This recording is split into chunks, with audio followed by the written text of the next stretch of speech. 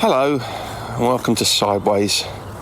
This week, Martin is taking us through some of the key indications of addiction in an episode which, if I'm honest, is light on serious content and heavy on the usual nonsense that we find ourselves chatting about.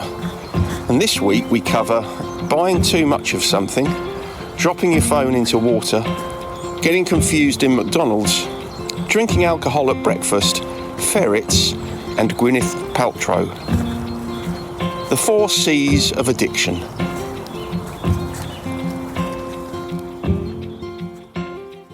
Good evening. Good evening. You've got a virtual beret on again. I have. I like the virtual beret. It's very fetching, mate. It's got a Monday evening vibe. It has, isn't it? Yeah, it seems a bit strange on a Monday evening, but do you think what would be an appropriate hat for a Monday evening? I'd sombrero. Sombrero. Yeah, I don't think I've got a sombrero. Anyway, are you good? I'm fine, except that obviously recording at this time means I'm going to have to miss countdown. Not countdown. What's it called? Pointless. Pointless. Yeah. Well, I'm sure you survived, mate. I'm sure you can get it. I'm sure you get on catch up if you really want to watch it. I don't think I could do that. I don't think I could live with myself if I started watching things like Pointless on catch up. I'd have to have a word with myself. You would, yeah. It's a short step towards insanity, mate, when you start doing that sort of thing. Exactly. Yeah. Anyway, how are you? You all right? Yeah, I'm good, thank you, mate. Yes. Bit of a busy old week. Have you been working hard today? Sorry? Have you been working hard? I have, yes. Yeah, it's been quite a busy old weekend as well, which was good, which is why we couldn't record on Sunday. But yeah, you couldn't be bothered, could you? Well, no, I couldn't be bothered. I had things to do elsewhere. Yeah. Things that are more important than me. Well, yeah, well, anything that would fall into that category. Anyway, so you went to Canterbury, right? We did, yeah. Is the fudge shop still there? Don't know. I didn't look for it, mate. Oh, for God's sake! What's the matter with you? What did you do? Did you go in Liberties? No. Oh. In fact, it's quite shocking walking around the streets how many shops have gone. Is it? The same as most high streets in the UK, but it's a real shame because some of the little artisan shops and some of the independently owned shops have disappeared, which is a shame. But I suppose it's progress of sorts. Is the cathedral still there, or is that closed down as well? If that's still there, mate, it's probably become a Wetherspoons, isn't it, or something? It costs £11 to get in, if that's any good to you. Shut up.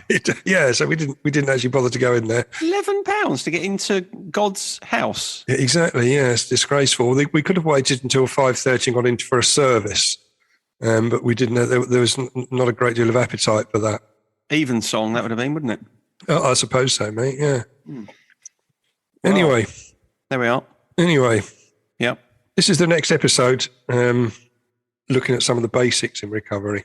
You've really got your teeth into this, haven't you? Well, I don't know how many more I can do, really. I've been struggling a little bit, but it's great because I just sit back and listen. It's fantastic. I know that was why you introduced the idea, wasn't it? Really? Yeah, it's really flown as well, hasn't it? Yes. But this was something I remember being told right at the start of my recovery. Oh yeah, and it helped me come to terms with the fact that the illness I had was in fact addiction rather than other mental health issues. But I can't find my original handout, which was quite a number of years ago now, so it's not surprising. Well, surely you would have filed it under H, wouldn't you, in your sobriety folder? What H for what? Handouts. Handouts. It was, it was. I was managed to track them down on a site called painscale.com. Nice. Yeah, not a great name for something really. I'm looking on the scale of pain where addiction fits in, but I managed to find it's about the 4 C's. Oh.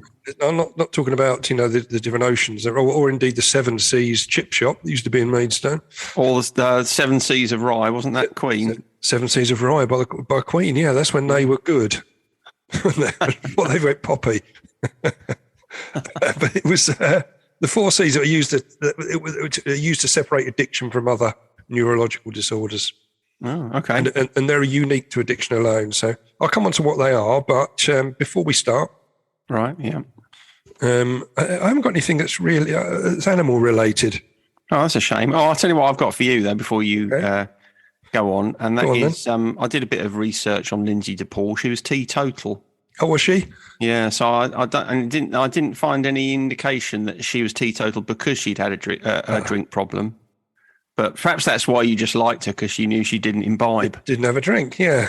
Well, we talked about that last week, didn't we? We naturally assume someone that's teetotal is teetotal because they have an issue with it.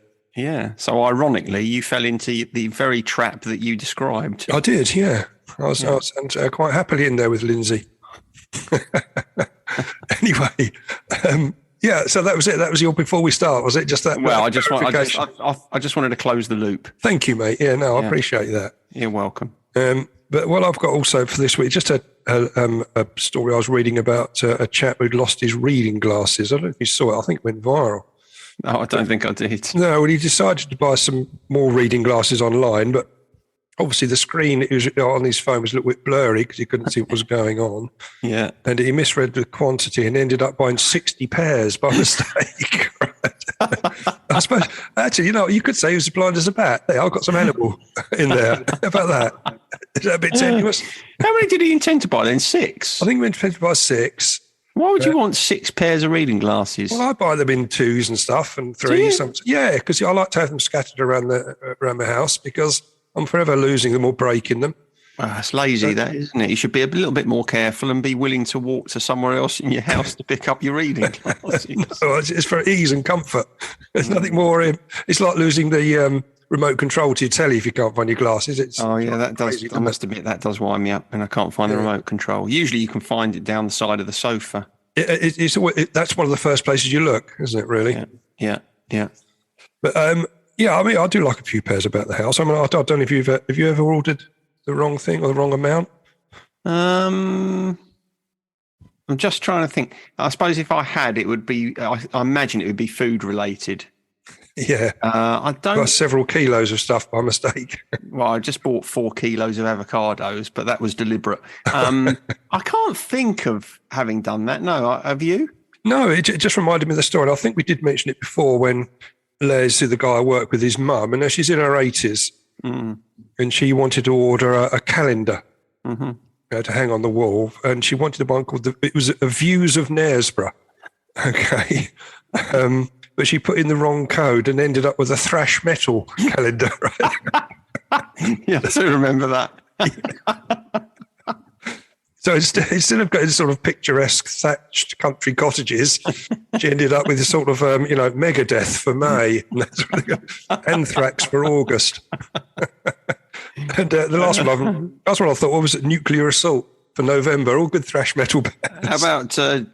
I was going to say Judas Priest, but they're not thrash metal. They're not. Going to go Judas Priest for July. For July, yeah. No, they don't really come under thrash. It's just normal heavy metal, mate, aren't they? Yeah, all right.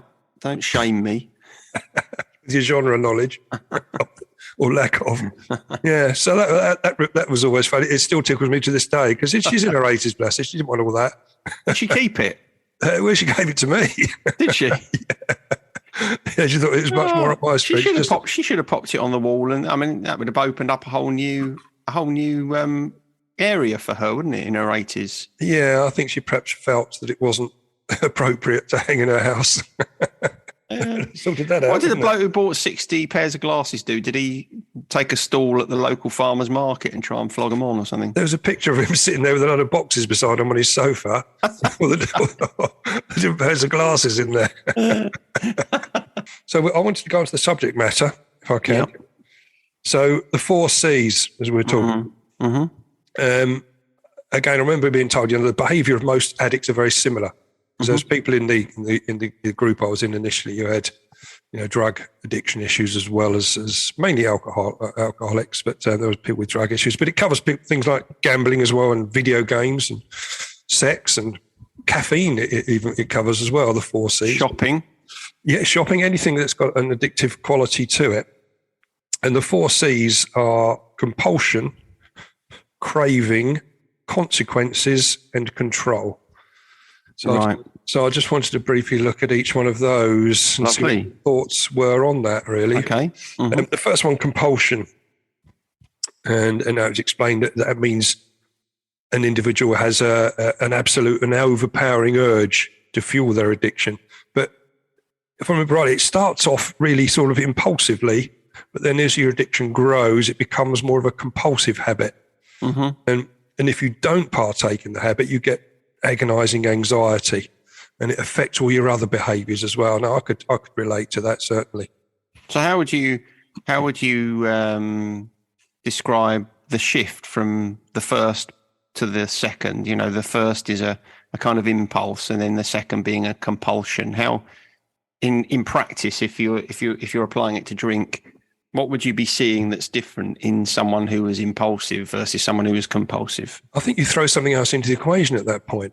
Often trauma, another trauma, or bereavement. That seems to be a big one that just pushes people. It's another piece in the jigsaw, and it pushes people over from that impulsive behaviour into compulsive behaviour. So more heavy reliance, so other emotional disturbance. So you go from sort of thinking, oh, I fancy a beer. Yeah. And you go and have a beer. Yeah. You know, like, I mean, I could if I wanted to. Exactly. But then you go from that to, it's no longer, oh, I fancy a beer. It's more, well, I know I'm going to have a beer. Yeah, exactly. So when am I going to have it? Yeah. How many am I going to have? Exactly. And it starts to become very much. But I also remember that moving into that quite early on, really, where it became going out for a drink was never just going out for a drink. It was, you know, to get ratted. Yeah, you're at that level virtually in school, weren't you? It was very early on. I loved the way it made me feel, and I loved the way that you know, I could indulge with my mates. I often left them behind quite early on the drinking, but it was, and I used to think about it quite a lot before it happened as well, before I went out. Yeah. So it got quite compulsive, really, although it wasn't all pervasive at that time. So when you're thinking about it before you go out, and I suppose we all do this to an extent, whether you've got a drink problem or not, you're sort of, you're glorifying it, aren't you? Yeah. You're imagining how great everything's going to be. I mean, we've all done that on a night out. We think, oh, this is going to be fantastic tonight. Yeah. But there's something there is something kind of more sinister that takes over once you are a compulsive drinker. Yeah, and I used to get really excited before going out, regardless if it didn't really matter where I was going or what I was doing, but it was the fact that I'd have the chance to have a lot to drink. So the pattern was starting to set in quite an early stage in my life. So you didn't take much convincing of the first C then, did you? No, I didn't really. No, I relate to that totally. The second one, which sort of leads on from that, really, is it goes on to cravings. So after compulsion, it becomes a craving when the urge to fuel your addiction becomes as demanding. And I know this was something I remember they were trying to explain to me, because it's quite difficult to explain to someone else what a craving is or how heavy that craving is, how intense. And it's as demanding as a sort of a hunger pang. If you get hunger pangs, or it goes beyond that, you start to get hunger pain. And if you multiply that by 100 or 1,000, you start to get close to what craving for alcohol is. It's that bad. It's a bit like holding your breath underwater and you're swimming along, and you know you're going to come up for breath at some point, and you're trying to get as far as you can, and you start to get quite panicky about it. Yeah. Eventually, you can make your way up, and you can take a breath, and it's that sort of constant nagging. It's that feeling. It's that vital to you. But that's the difference between the craving for cigarettes or craving for certain substances. That's how it feels. It's vital for you. You need it, and there's nothing you won't do to get to it. We end up getting ourselves into big issues and big problems with it. So that's the second C dealt with, really. It leads on quite nicely from the first C. The third one, consequences. So there's consequences to the way our drinking and drug taking has taken over our life, the consequences that not just for us, but for the people around us. Because even when the consequences are negative, we still continue to go down that path. Again, was when I was thinking about that, when I was first told about it, I thought, yeah, I've done that all the time. Yeah, I mean surely that's because you're in that space, you're in a headspace where the consequences, however bad they are for you and for the people around you, are not as bad as your imagined consequences of not drinking. No, they're not. No, exactly that. It's prioritized, and that's it. That's what you're going to do it. There's definitely one to do, regardless of which is why so many people come to groups that have lost their driving license. Yeah. Because you're doing it. And I used to drink drive all the time. Even though I knew the consequences of getting caught were severe. And indeed, my behaviour whilst behind the wheel could have ended up killing myself or killing other people. But that still wasn't enough to stop me doing it, because the cravings were that strong. I think that's one of the things that people kind of struggle to understand about addiction, that, you think, well, hang on, you've lost your job, you've lost your car, you've lost your driving license, you've lost your family, you've lost a load of money or whatever it might be. But actually, those things are immaterial if you fear a bigger consequence. And the bigger consequence you are fearing is that kind of, what you were describing earlier. If I don't have a drink, I feel as if I'm going to die anyway. You do, yeah. So if you really were facing a choice between certain death and losing all of your material possessions and relationships, you'd probably go for losing all your material possessions and relationships, wouldn't you? You do. And a lot of people go down there. Oh, I certainly went down that route. Yeah. And a lot of people I know that come to group have also got to that. It really is a rock bottom when everything disappears. You'll think there's room still left for some more drink, before even when, your business goes down, you haven't got any, you get sacked from work, for example, you still go and do it, which is crazy, isn't it? It's a crazy thing to do, but we still, for some reason, we'll still go on and do it. Well, that is the reason, isn't it? The reason is because there's something bigger that you fear. Yeah. Well, that's it. That's a good way to put it. Because it's difficult to explain to other people why we do it, because it just looks irrational from the outside. Well, that's what I think is important, because people sometimes will judge and they'll say, "Oh, what's the matter with you? Show a bit of self-control." Yeah. But actually, part of the reason that it's impossible to find that level of self-control is because you genuinely believe that not drinking is worse than anything. Yeah. He's exactly right. And if you haven't been in that position, obviously you can't understand what that's like. You just have to trust that people in that position who are losing everything are not doing it because they're just delinquent. They're doing it because they feel as if they don't really have any other option. Well, that's it. I mean, it is seen as a moral malaise, and you're doing it because you're having fun. And I think we touched on that last week. It's far from fun at that point. It's horrible, because you can't survive without it. You're cracking on it and ruining everything else that's around you. Yeah. So it's not good. But you just mentioned control, which is the fourth C. Ah. You mentioned control just a moment ago, didn't you? And then, when we mentioned control earlier on when we were talking about the TV control again on the side of the sofa. Yeah, it is, and that control. I mean, I know in the fellowships, you admit that you've lost control over it, or you have no control over it, which is why you hand that. You relinquish control, don't you, in the fellowship? Relinquish it to a higher power to sort of help you through. And although that hasn't been my particular way of dealing with my addiction issues, it's quite a good illustration, really, because at that point there is no control.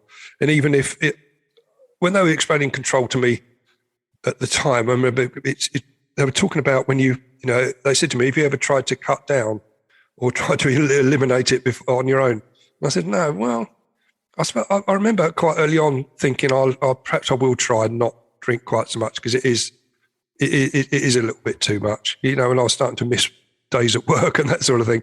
But I just cracked on and didn't do anything about it, really. There wasn't a control button on that, and I think that, and again, that's one of the one of these C's that comes into this that's peculiar to addiction, really. Yeah. So it's a bit like asking turkeys to vote for Christmas, isn't it? It is. Trying to take control of your own addiction. I mean, Yeah. I think, as we said last week, people have managed to do it, but it's not very common, is it? No, it isn't. I mean, I found it impossible. That even the controlling, when they were saying to me, you really ought to try and cut down a bit before you go into detox, because it's going to be horrendous for you. The sudden stopping, even though you can have drugs to help you get over that, you're going to feel pretty rough. I still had no control over it. I still couldn't. Once I had the first drink, all bets were off. That was it. It was, and I've seen people really struggle that are waiting for their detox, coming along to groups and waiting for it to happen, and they can't. And they sort of start to berate themselves and beat themselves up because they don't have this ability to cut down. I mean, you've lost control over everything, really, though, at that point, haven't you? Yeah, you have. You have. But I think when I was thinking about it, how that applies to, they talked about it when I was looking at the research on this about gambling and video games and stuff. And you hear there's quite a lot being said about that in the media quite recently. Quite young people getting involved with their Xboxes and PlayStations to the point where everything else is being destroyed. Their family life is being destroyed, and their schoolwork is being destroyed. But it's too big a consequence for them to give up. Yeah, I mean, we're the closest probably any of us get in that area is phones. Phones, yeah. Yeah, because they can become all-consuming, can't they?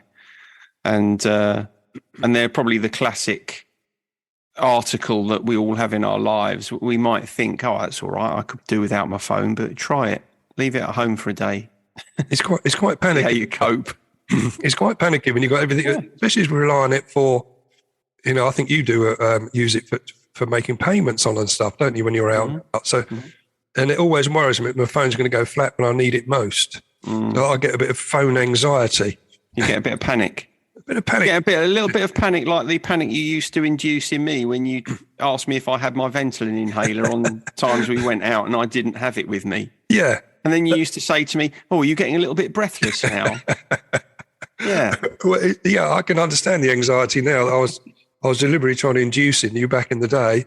Yeah. And now find that if my phone's gone flat or I've left it somewhere, which is very rare, then you do feel panicky, don't you? It's a bit like the remote control, but on a different level, because you normally, if you drop it into a river or you lose it whilst you're out, that must be quite tough to deal with, mustn't it? The panic on that. Yeah, just be a little bit more careful. Well, I haven't done it, but I know people that have. It's getting hard. They say you can put your phone in a jar of rice if it's got wet, don't they? And it dries it out. But I've never had to check that. No, I think it's probably one of those popular myths. Is it? Right. Probably. Why don't you try it? Why don't you drop your phone into a toilet, put it in some rice, and then next week you can tell us how it all went. How do you feel about that? Well, no, I think that's quite a big ask, really, just for the sake of the podcast. Oh, okay. Sorry, listeners. He obviously doesn't care that much about you. But that's before C's. So it's quite a short episode. That's all right. All right. I want to do it quite short and snappy because I know we've gone on a little bit long the last few weeks. What are you trying to say? Are you trying to say that everyone's probably getting bored? Yeah. Not that I don't think so. I was looking at the listener numbers and they've held up pretty well considering that you're doing most of the talking these days. I was quite surprised. I thought everything would fall off a cliff. Well, that goes to prove that, we know where the strength lies, don't they, in this podcast. Well, you can say that, or you can say that, inertia is quite a powerful thing. It'll take a while for the number. I think so. I think it'll take a while before people start thinking, blimey, not Martin dripping on again about stuff. We'll go back to our old format next week, then, where you have to do a little bit of the work. How do you fancy that? Yeah, although it always does remind me of the time when we went off air for the whole summer and our listener numbers went through the roof. I still don't quite understand that. I don't really know what's going on there. Well, I found out yesterday, actually, talking to someone about listening to our episodes. If someone was saying to me that she was listening to some of our earlier episodes, and she fell asleep. Like everybody does, yeah. But a lot of people seem to find it as quite a good sleeping aid. And then she woke up and it just carried on. She'd listened to about 5 episodes in her sleep. So I thought that is great for getting our listener numbers up. Yes, it is. Yeah. So if everyone does that, that's great, isn't it? That's good. So if everybody could start listening as they go to bed tonight, and just leave whatever device you're listening on, and by the morning we should, we'd be looking like one of the popular podcasts. We'll have gone viral. But I think it's that's okay if you go back and listen to early ones. If you listen to the latest one, it just cuts off and that's it. Obviously. Oh yeah, no. Start with beginnings. I don't know how many you get through in a night. Go to bed early and have a lie-in. I might do that. We should do that. You and I should do that. That'd put the numbers up, wouldn't it? Just put it on in the morning. Just leave it on playing all day, 24/7. You don't even listen to them once, do you? After you've edited them, and that. I don't. No. So really, just about the gratitude list. Okay, is it you or me? I don't mind. I can't remember. There doesn't seem to be a strict. Oh, well, I'll go first routine. because you teed it up, you want to. didn't you? Yours is about purchasing stuff. Oh yes, it is. Yeah. Right. So I'll tell you what mine's quite a serious one actually this week. Okay.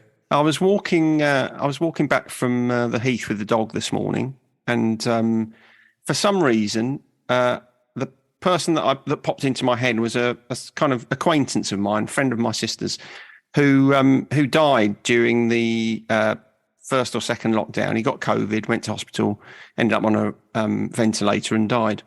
Yeah. And I was thinking, I mean, that was quite. I know it's quite a kind of bit of a downer thing to think about in the morning. Bit of a morbid thought, yeah. Exactly. Well, I don't know, because then I kind of came around the corner. I was walking down Tudor Avenue, and I don't know if you can picture the scene, but from there you can see right across town, right over to the hills over at Farley, and you can, yeah, distance. And it was a beautiful morning, really blue skies. Could hear the birds, and I was kind of looking at that lovely view, and I thought, God.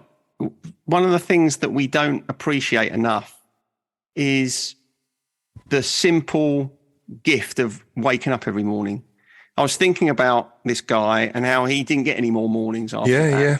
And how lovely it was just to be alive on a morning where you could appreciate those really simple things that everyone can enjoy every single morning. And I just thought to myself, oh, actually, that's probably what I'm grateful for. I'm just grateful for waking up. Waking up. And I think we understandably take that for granted. We do, and I can only agree with that. I think it is. I'm grateful putting my head on the pillow at night, not having had a drink. Yeah, I'm still grateful for that all the time, and also, waking up in the morning and still being alive. We're close to the abyss.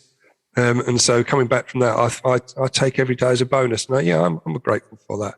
When you think about happiness, we all have our own kind of rules for happiness. That we need certain things in order to feel happiness. And if all you need is to wake up in the morning in order to feel some happiness, then you're pretty guaranteed to feel okay most of the time. So, yeah, that's a good point, actually. Yeah, if that's where you set the bar, life's going to be okay, isn't it? Exactly. And what I'm suggesting to you is that is where the bar ought to be set. Yeah, okay. There, yeah, I've set it there. I think open your eyes. I'm breathing. Yeah. Happy days. Good work. Yeah.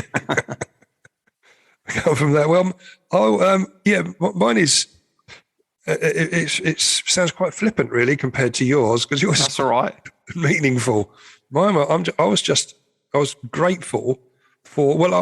Just to set the scene slightly, I met my daughter and her partner, Daniel, and my little grandson, William, on Saturday morning before the meeting. We went into McDonald's. Did you? Yeah. I haven't been into McDonald's for a long time, and just to order food it just seems to be an absolute nightmare these days. You can't pay cash. It's awful. But You're sounding old now. I know. I was grateful that Daniel had an app where we could just sit at the table, order it on the app, and they delivered it to the table. And I thought, wow, that just takes all the heat off of it, because I would have had no chance of getting some food. I'd have got the coffee and walked out. So Granddad. I'm grateful that that technology was available, and I was able to get my food via that method. I would have quite liked that. I'd like to have been a fly on the wall, seeing you on your own in McDonald's trying to get some food. That would have been. It would probably have been reminiscent of the time you tried to buy some cheese at Borough Market. I'd have panicked, because I could see the big screens in there and the people standing in there putting their orders in. That would panic me, with people behind me going, oh, like that, when I couldn't find what I wanted to and all that. Trying to work out how to pay and all that. I thought, oh no. You could have just gone out into the car park, got in your car and driven through the drive-through. That would have sorted you out. Much easier. Yeah. But for something that used to be quite a simple method, has become incredibly complex. Yeah, I can remember when the first McDonald's opened in the town. Do you remember that? I do, yeah. Well, that was the one we went into. Yeah. Oh, was it? Yeah, I know the excitement of that was, because he used to walk in there. It was palpable, wasn't it? And the idea of having a bit of gherkin in your hamburger, I mean, that was, it was unbelievable. It was bohemian. It was gourmet, wasn't it? It was, yeah. I really thought we'd arrived. I'll tell you what I do miss about McDonald's. I don't miss much about McDonald's, but the thing I do miss about McDonald's is that you used to be able to buy root beer in McDonald's, and you can't get it anymore. I haven't been able to get it for years, but I like the root beer. No. Yeah. No, I remember back in the day, I was quite excited. We went abroad and you could get actual beer in McDonald's. They were licensed, not they abroad. It wouldn't be any good to you now, though, would it? No, they wouldn't. But I remember at the time thinking, this is great. I can have a McDonald's and a Stella in Brussels. You know? There you are at 4 having a Stella. For breakfast. They gave Wetherspoons their idea, I think, of serving beer early doors. Actually, correct me if this is wrong, but talking about serving beer early doors, even when you were at the height of your drinking, well, maybe not the height of your drinking because we weren't really in touch then, but when you were, a committed drinker, let's put it that way. Yeah.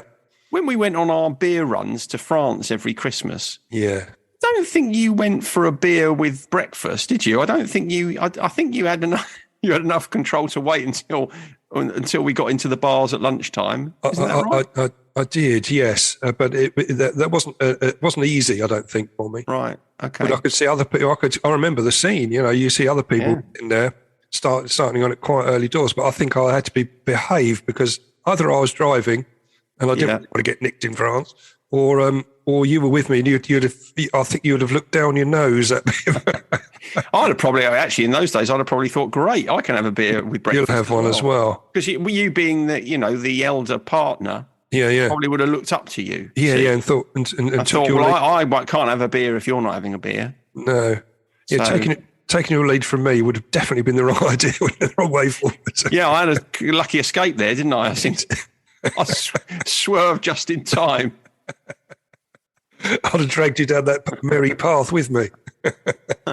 So anyway, that's what I was grateful for. Good. Yeah, that's excellent. What we're talking about. So I was going to go on to days of the year. Now, this is effectively yesterday because I haven't updated the... okay, that's okay. I think we can tolerate that. Well, I think we can because when this goes out, it's a different day anyway, isn't it? Exactly. So yesterday was...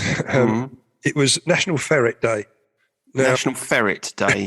People don't keep ferrets anymore, do they? Well, there's something. I do know someone that actually kept some indoors. Yeah. I've known people who kept ferrets, but it's not something you really hear about these days, is it? It's not. And when I was looking at it, one of the captions in there about National Ferret Day, it was trying to big them up a little bit because they said, unfortunately, they're widely believed to be a smelly, quarrelsome, amoral, biting beast.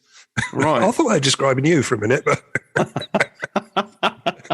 I thought that's probably about right as far as they're concerned because they're not great, are they? But a lot of people do have them as pets. Do they? For working, yeah, because often you take them, if you go out rabbiting or something, people take them, don't they, to chase the rabbits out of the holes so they can kill the rabbits. No, I don't really like any of that business. I like the rabbits. It's awful, isn't it? I think leave the rabbits in their holes. Don't chase them out. Yeah, I know. They're cute and fluffy, aren't they? Yeah, but they are. Ferrets seem to sort them out, don't they? Well, no, I'm not a big fan of the ferrets, and I'm not interested in National Ferret Day. No, I mean, ferret comes from the Latin for little thief. So that's not a good description of you. If you're called little thief, you're going to be a bit smelly and quarrelsome, aren't you? Yeah. So that was that. But also, this is a World Day. It's not just National. It's World Autism Awareness Day. Was it? Oh well, yeah, that's good. Which I think we're in favour of that. Absolutely right. Yeah, and the fact that it's throughout the world rather than just here in the UK, I think that's. It's quite a nice little website for World Autism Awareness Day with lots of resources for understanding more about autism. Obviously, I would say I'll put the link on the episode, but whenever I say that, I never do. You never do. Right? We finish recording, and that's it. You forget what's going on next. You go off to your. Well, I do have to edit it, so come on, be fair. But when it actually comes, when it gets to the point where I'm actually putting it up, I'm so sick of listening to it. I'm thinking, oh, God, let's just get this over with, shall we? I'm not much of a completer finisher. It's quite surprising that I managed to get it out on time every week because. I wouldn't say that's my forte, being sort of super organised and, disciplined and regimented like that. So I feel quite good about myself. Well, this has done you a whole lot of good then doing this podcast, hasn't it? Because it's brought a little bit of structure into your otherwise woolly life. My woolly, chaotic life. Yeah. So anyway, I'm going to go on to the last bit then, was on this day in music. Yeah. Not a great deal going on, really. Now, is this Sunday as well? Sorry? Is this Sunday as well? Yes. It's Sunday, yeah. Right, okay. I'm saying in 2004, Chris Martin, you know, from Coldplay. Well, I don't know him personally. I know of him. Personally, no, you probably won't want to after I'm just going to tell you what I'm going to tell you. Oh, blimey. Go on. That's not that bad. He was accused of attacking a photographer after leaving a London restaurant with his wife at the time, Gwyneth Paltrow. Gwyneth Paltrow, yeah. She's been in the news a bit recently as well, She's been skiing into people, hasn't she? Or being skied into. Yeah. Whichever way around it is. I think it's the latter, isn't it? It's all been found in her favour, so we've got to... So he obviously skied into her rather than her skiing into him. Yeah. She won $1, didn't she? She won $1 for her troubles. Well, plus legal. She can get a trolley out of the supermarket and ram it into him with her winnings. Out of the courtroom. He must have felt a bit sick when it mustn't even losing the cost of the legal fees must have been quite high. So that hundreds of thousands apparently, because he was asking for 300,000, I think, or something. But the legal fees are going to probably run into more than that anyway. Wow. So you won't do it again, will he? I'll tell you what, I wouldn't be going skiing again. If you do, don't knock Paltrow over or anyone really, but especially not Paltrow. She's used to it now, isn't she? Going into court and defending herself. She's got previous. Anyway, Chris Martin punched a photographer. Yes, and the photographer said that he was only trying to take a few snaps when suddenly Martin kicked him from behind. Like Greg Wright, did you? Yes, exactly. That's what it reminded me of. But Chris Martin said that his version of events was that the guy fell over while he was chasing their taxi. So someone was telling lies somewhere along the line. Hang on. Who's the common denominator in this? It's bloody Paltrow, isn't it? Paltrow, exactly right, yeah. Oh, dear. She's got a history. She's got form of this sort of stuff. They should have brought that up in the court hearing. Her case would have collapsed. Yeah. So it was 2004, so all those years ago, nearly 20 years ago, she was up to her old tricks then, wasn't she? She's not listening to this because we'll be up in court, won't we? Yeah, so that was it, really. I don't think Gwyneth Paltrow listens to this. Actually, we should be a bit more respectful. She's an Oscar winner. She is, actually, yes. Anyway, we are going to stray into very litigious areas if we're not careful. Yeah, obviously this is yeah, we're just joking. So no need to take us so seriously, Gwyneth. Yeah. Didn't she have didn't she sell a candle that was supposed to smell like her vagina? Was that her? I remember someone doing that. I think it was Paltrow. Was it Paltrow? I think it was, yeah. The heady aroma of Paltrow's vagina. I was going to say something really bad then. I'm glad I pulled myself back. That's right, I would have edited it out. Oh, well, that's okay. So that's about it, mate. That's all my notes finished this week. Good. It'll be Easter Sunday when this goes out. Oh, yeah. Oh, we should do something a little bit more respectful. How about Happy Easter to all on... Oh, no, it won't be Easter Sunday. It's going out Thursday. What am I thinking? I don't know. It's going out on Thursday. We'll be recording next Sunday, though, won't we? Yeah, that's right. We'll be recording on Easter Sunday. Yeah. It's going out on Maundy Thursday. Maundy Thursday, okay. Which is when, that's when Jesus washed the disciples' feet. Did he? Is it? Right, okay, yeah. It's before Easter, isn't it? It's before his crucifixion. Yeah, I was going to say. They wouldn't be washing their feet after his crucifixion, that was his first thought on his... I think you perhaps should have gone to Evensong yesterday. You might have learnt a bit. I thought he came back from the dead, and the first thing is, I'll tell you what I'm going to do, wash a few feet. Or was that a bit blasphemous to say that? It is a bit blasphemous. It's. I don't think he did any feet washing after. No. Rising from his tomb in the Garden of Gethsemane. No, what were the angels steaming about? Yeah. All right. Okay, good. Laters, mate. Bye. Bye. Sideways was created by Graham Landy and Martin Pankhurst. If you want to read more about our work or sort through the extensive archive of past episodes, just visit grahamlandy-wellbeing.co.uk/sideways-podcast. You can follow us on Twitter or Facebook or Instagram at Sideways Podcast, and you can email us if you have a question or if there's something you'd like us to cover. But most of all, we want to tell you how grateful we are that you come and listen, and we ask that if you've enjoyed what you've heard, that you spread the word. And we'll see you next week.